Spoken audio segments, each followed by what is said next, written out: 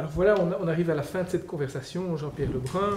Nous avons abondamment disserté sur ce qui nous arrive, sur l'analyse des symptômes qui rendent l'école, l'éducation, mais plus généralement le collectif difficile à vivre aujourd'hui. Nous nous adressons aujourd'hui, au travers de cette interview, à tous les enseignants, au travers d'Entrée Libre, au travers de notre site internet, à tous les acteurs de l'école.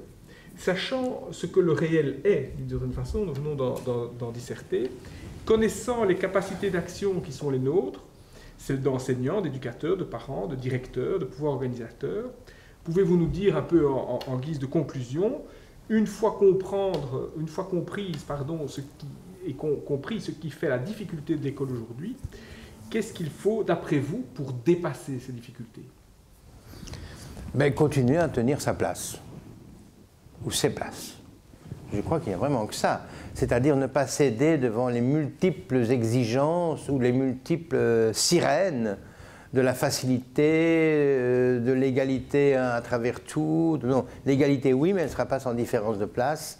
La facilité, pourquoi pas si c'est possible, mais elle ne sera pas sans effort à demander à l'élève. La tolérance, oui, mais elle ne sera pas sans contrainte. Donc je crois qu'il faut réintégrer tous ces moments dialectiques là où chacun peut le faire. Il ne s'agit pas ici de faire une grande leçon de morale. Mais ce qu'il faut par contre bien avoir en tête et en conscience pour moi, c'est que si ce travail-là n'est pas fait depuis le tout début de la vie, parce qu'au fond aujourd'hui l'école elle est au tout début de la vie, il faut quand même le reconnaître, dès 3 ans, il est déjà, et encore avant, puisqu'il y a déjà eu la crèche auparavant, il y a de plus en plus d'enfants, je ne sais pas comment on l'avait dit en son temps, 80% je crois, qui sont déjà très tôt dans l'enseignement aujourd'hui. Donc la majorité des enfants sont pris dans cette dynamique-là très tôt. Si nous n'arrivons pas à transmettre cette nécessité de socialité à l'école, il faut savoir que nous produirons des gens qui seront inaptes radicalement à être des citoyens d'une démocratie. Donc l'enjeu est grave. Je ne vois pas à dire que l'enjeu permettrait de rendre quelqu'un responsable, ce n'est pas du tout de ce côté-là que je me situe aujourd'hui, il n'y a pas des mauvais acteurs d'un côté ou de l'autre, il y a, je crois, vraiment chacun, et chacun ensemble, et à cet égard-là, le travail avec la directeure qui a été fait, moi, m'a donné vraiment l'impression que c'était chaque fois un enjeu de communauté scolaire à communauté scolaire, à chaque fois. Comment est-ce que ces gens-là vivent déjà eux-mêmes les contraintes auxquelles ils sont soumis, et comment est-ce qu'ils font quand même, à partir de ces contraintes, créer des espaces qui vont devenir des espaces de liberté, de créativité, d'inventivité. C'est toujours en dialectique. Alors, moi, je ne pense pas qu'il y ait une solution miracle, mais je pense qu'à travailler de plus en plus, de mieux en mieux, ce qui fait nos contraintes du vivre ensemble, les contraintes de l'appareil psychique de ce que c'est qu'un être humain, il y a très bien moyen de reprendre la main, en quelque sorte, surtout si on le fait très tôt.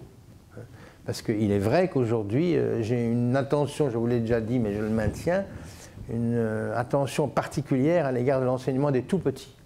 Parce que c'est là que se mettent en place les premières marques de la tiercéité, de l'altérité, telle qu'on l'a évoqué.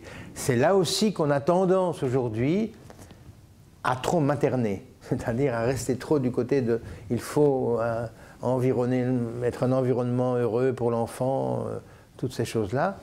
Je crois que là, il y a vraiment beaucoup à travailler pour intégrer cette exigence collective qui doit avoir sa place pour chacun, pour chaque enfant, et il ne faut pas laisser penser à l'enfant qu'il puisse se construire sans payer sa dette à l'égard des autres et de l'autre. Faute de quoi, là, on le met dans une position dont nous-mêmes, nous nous mordrons les doigts plus tard. On est en difficulté, on est un peu malade, je crois, mais être malade, ça n'est pas non plus impossible. Il y a des médecins suffisants pour que la maladie puisse se guérir, donc c'est pas quelque chose... Et se guérir d'une façon qui accepte la difficulté de ce que c'est que la démocratie, c'est-à-dire une incertitude radicale quand même. Mais c'est une incertitude qu'il faut assumer, et pas faire comme s'il n'y en avait pas. Bon, voilà quelques indications comme ça, un peu grossières, mais qui sont certainement insuffisantes par rapport à à la lourdeur et à la hauteur de la tâche qui est demandée à tous ceux qui sont aux rênes de l'enseignement, mais je pense quand même que ce n'est pas inutile de prendre la mesure des choses qu'on a essayé d'énoncer. Voilà. Très bien, merci beaucoup Jean-Pierre Lebrun.